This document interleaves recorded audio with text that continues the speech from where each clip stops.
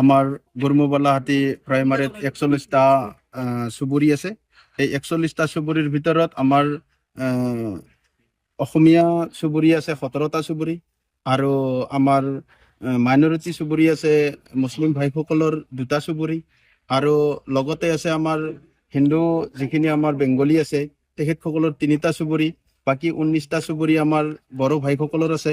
সেয়েহে তেখেতসকলৰ মাজতে আমাৰ 10টা বুথ কমিটি, এই 10টা বুথ কমিটিৰ যি সভাপতি ছেক্ৰেটাৰীৰ দাবী যে আমি ঘৰ ঘৰ চলো অভিযান চলাব লাগে, প্ৰতিটো ঘৰত চুই যাব লাগে।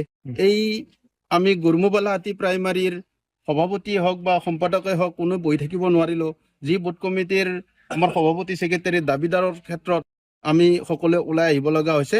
আজি 25/3/2026 তাৰিখৰ পৰা আমি প্ৰথম আমি আজি গুৰমুবালাহাটীত অন্তৰ্গত গুৰমু গাঁৱত 12টা চুবুৰীত আমি আজি ঘৰ ঘৰ চলো অভিযান আৰম্ভ কৰিছিলোঁ ৰাতিপুৱা 11 বজাৰ পৰা। এতিয়া বৰ্তমান সমাপ্তৰ দিশে আহিছে।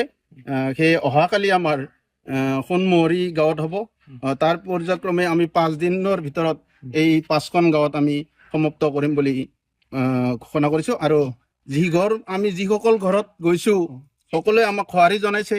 আৰু এইবাৰ আমাৰ যি UPPL দলৰ পবিত্ৰ কুমাৰ বড়ো ডাঙৰীয়াক সকলোৱে ভোট দি জয়যুক্ত কৰিম বুলি সকলোৱে আমাক আশ্বাস আৰু বিশ্বাস দিছে।